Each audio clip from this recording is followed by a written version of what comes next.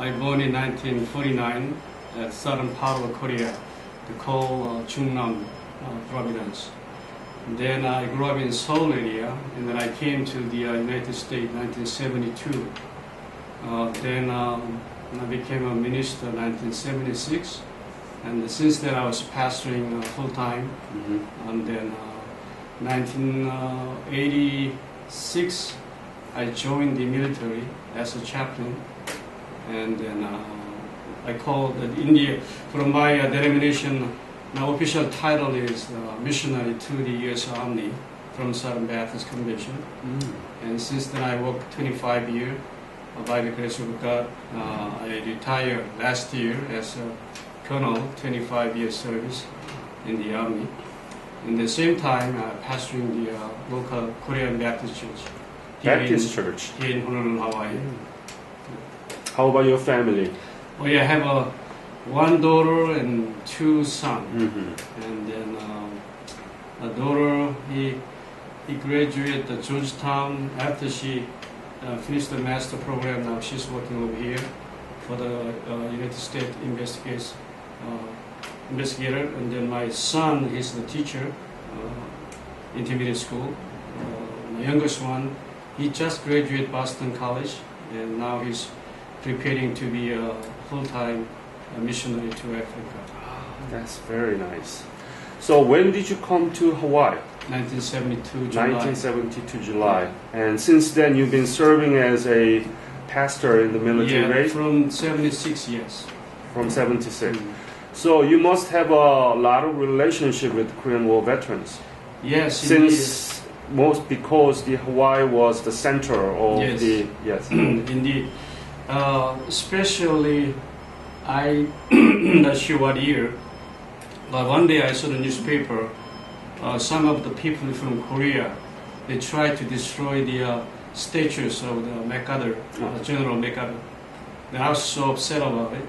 And then I said, well, that is only, few guys, related to the Communist Party. They're doing that kind of thing, or thinking that kind of stuff, but not a majority Korean. So I called my assistant pastor and then asked him to look for the Korean veteran in Hawaii. And then I invited them to my church, and then about 120 people showed up that night, and then we had a nice dinner, and then a program, dance and music and all kind of programs, singing and so on.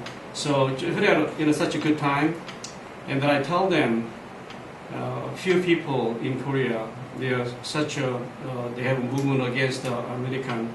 And I came here to express my gratitude to the all Korean veterans, especially because of their sacrifice.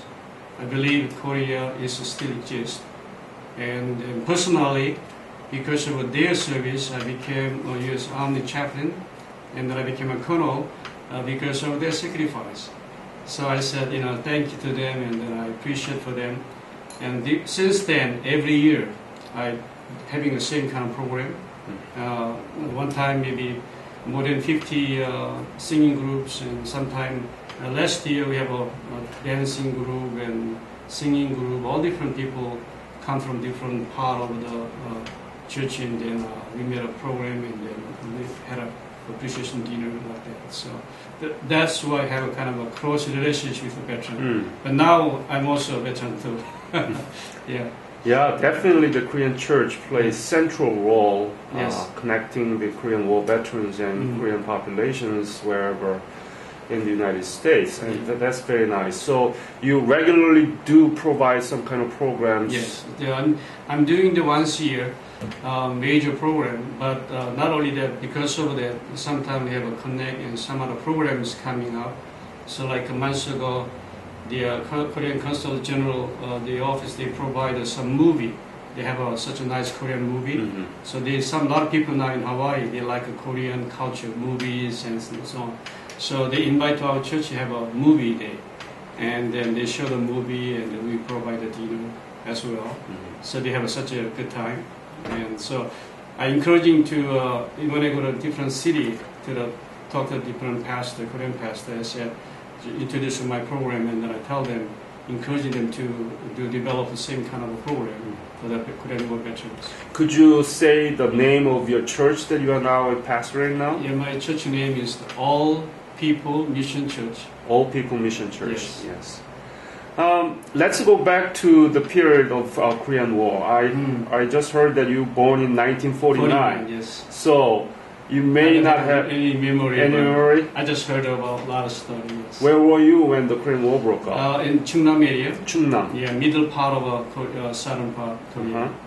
I was a baby. Baby. Yes, but as we grow, we just listen to all the war story from the first eyewitness, the general, it's the first generation. So that how serious the battle was, how bad, how many people killed, how they killed, all kind of a bad war story.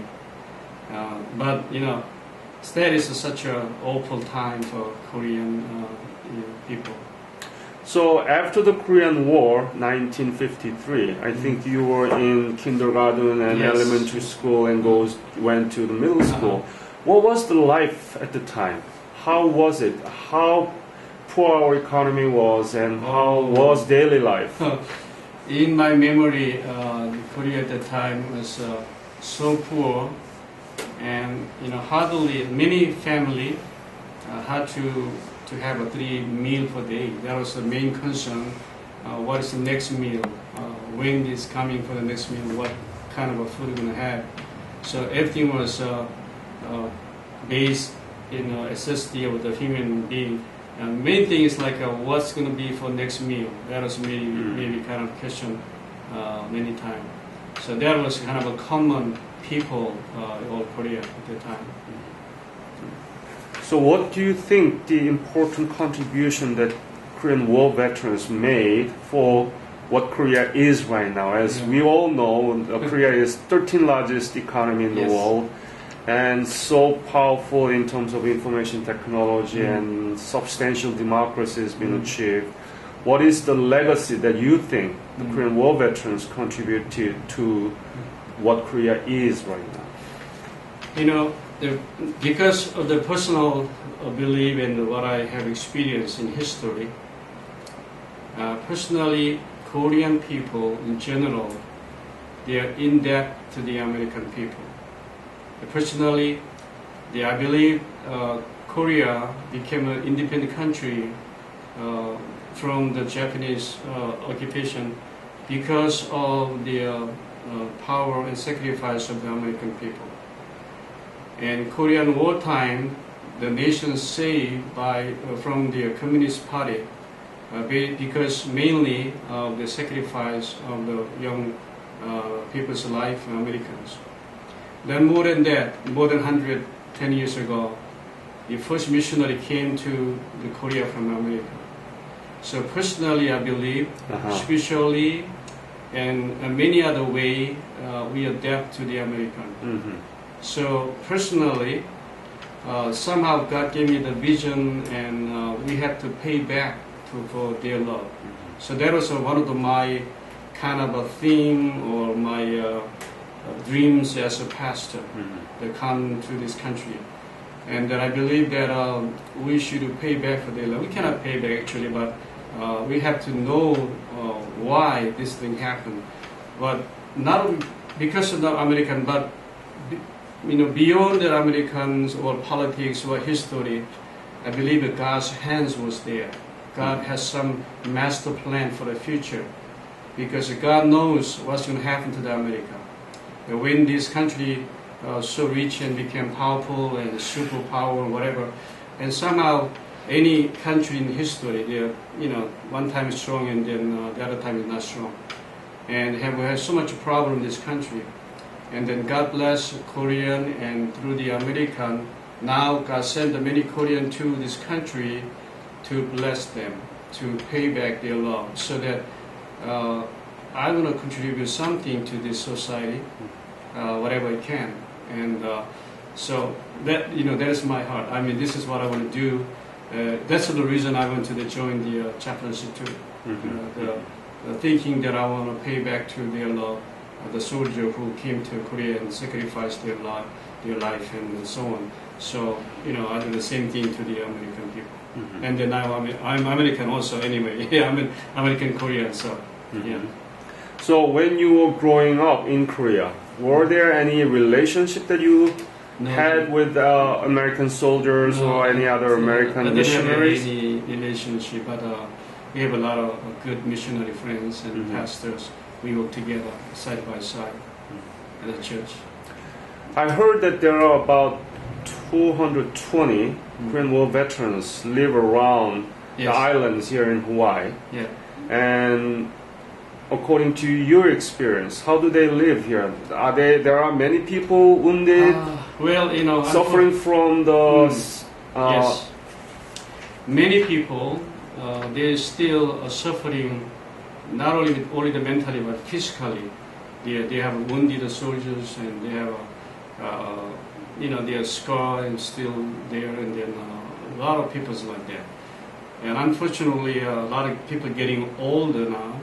So when I have a first appreciation dinner, we have like 120 people, and then next year maybe 100, maybe. But every year decrease the number. So last year we have only about 70 people. So I feel sad about that, because a lot of people, they call me and said, I really want to go your dinner, but I'm too old and I'm sick, I cannot move, I cannot drive, whatever. So all kind of a reason. So people getting old. And are they well off here in terms of the living qualities and so on? And do they have appropriate medical service from the government? Yes, because we have all the headquarters in Pacific, the Navy, Army, Air Force, and Marine, and we have a big hospital, triple hospital, in the middle of the Oahu Island. So they're really taking care of the veterans. So before we having an interview, we had a chance to look at the Korean War Veteran Digital Memorial that was completed by the 15th of December last year. It was funded by the Ministry of Patriots and Veterans Affairs of Republic of Korean government. And one of the main goal is to preserve Korean War veterans' history. Yes. In the form of interviews and digitize and put it into the data form of the artifacts that they brought from Korean War. Yeah. What did you think about this website and just... Good. Thank you personally, and then somebody who thinks they collect all the history and preserve, that is a really good thing. Last year I went to the morning prayer. The morning breakfast meeting, the veterans meeting. The one gentleman, and he is like a second generation Korean, and he was interviewing the people. So I asked him what you're doing, and he said, before they get passed away, I'd like to collect some information from them. So he was kind of recording individually their story to the record. So that was interesting, and then I don't know how far he goes, and then I believe he went to individually many people. They would listen to their story and how they fought the war, where they were, and all kind of a story. So that's interesting. And then somebody thinking that individually the kind of importance of history and want to preserve and do something like that, and that was great. And then I met you today, the professor, and that I appreciate for your effort. And then I saw the website, and that's great. Which a lot of people didn't know.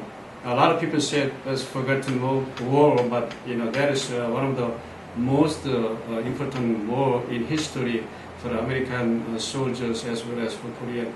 So maybe somebody put together and then to let the people know and what had happened in the history. So then we have to prevent the future tragedy of the human beings. One of the emphasis of this Korean War Veteran Digital Memorial is to inherit, to give this lessons of the Korean War in the Yes. form of Korean War veterans interview and their artifacts to our future generations. Yes. So your point about this young Korean students, Yes. was he students? I believe so. Yeah. And we want to build that kind of relationship so that they can collect these interviews and artifacts from Hawaii Yes. and work with us, collaborating with us, so Okay. that we can add more data into the Korean War Veteran Digital Memorial. Maybe I'll give you the information, the president, Mr. Ho, and maybe he knows the person, and then you can contact him and collect all the information from you. That will be great. Yes. Great. I have young student, Korean students, born in America, but she is Korean, and she's been watching what I've been doing, Yes. the Korean War Veteran Digital Memorial. So she is very concerned, and I think she has some questions about your view and perspective about the Korean War Veteran Digital Memorial. So let me turn this mic to Hemin Han, right? Yes. Yeah. Could you ask a question to Reverend Lee? I don't have that many questions, but one of the things I wanted to know was, how do you want us younger people, the next generation, to view the Korean War, and what do you want us to think about it? Okay, the history, we have to learn from the history, why the Korean Wars broke out, and then why so many different places they have still the wars going on, and then we understand more deeply about the human being in history. So we try to prevent that kind of a tragedy for the future if we can. So that's one of the main things, to learn from the history, and we prevent tragedy of human being. Okay, and Jong-Yoon, introduce yourself and ask any questions you have with regard to Korean War Veteran Digital Memorial and his opinions about it. My name is Jung-Yoon Han, and I was born in 1999. I'm a 7th grader, and What school? Manlius Pebble Hill. And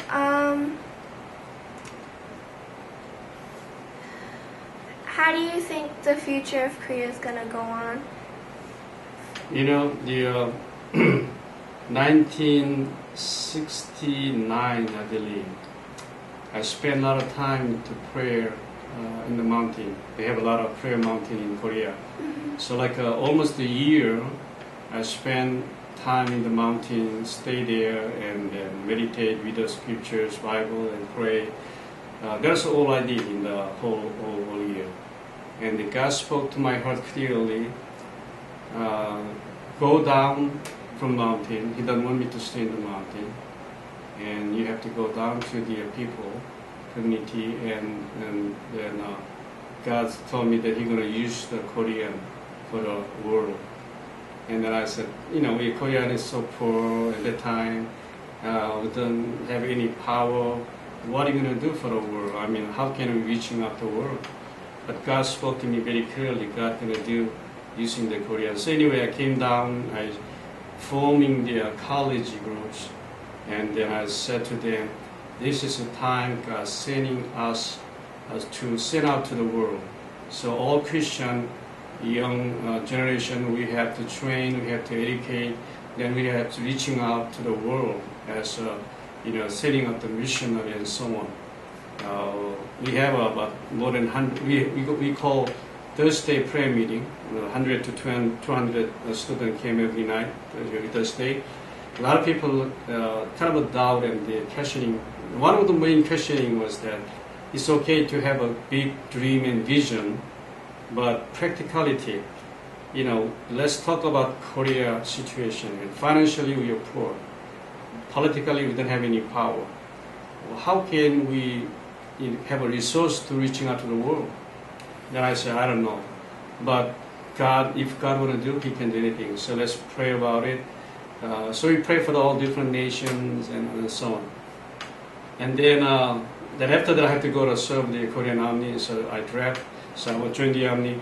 Then after discharge from the Army, I came to the state, and then about, stay here almost 40 years now. Then now when I go back to visit Korea, I cannot believe myself. There's so much advanced, all the technologies and all the economy and all the politics, so much grow up.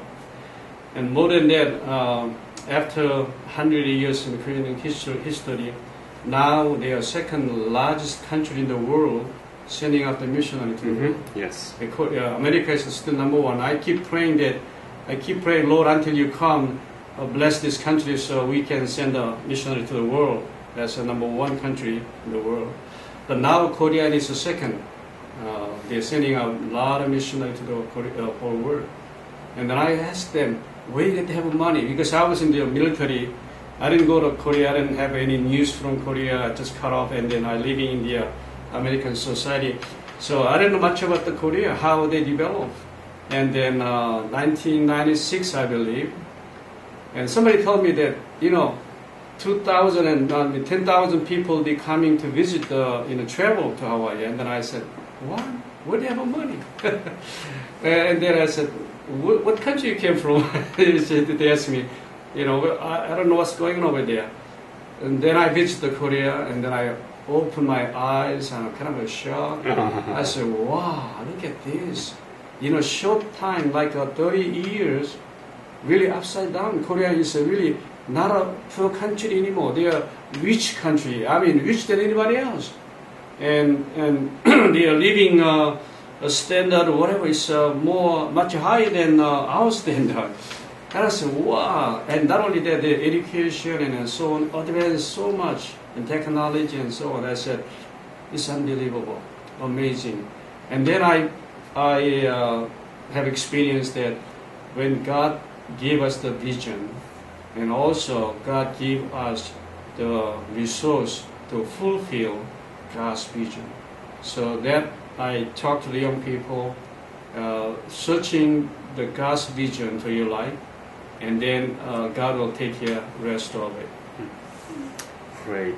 At one point of this interview, you mentioned about the importance of Korean War. Yes. And as we all know, it was the beginning of Cold War. Mm-hmm.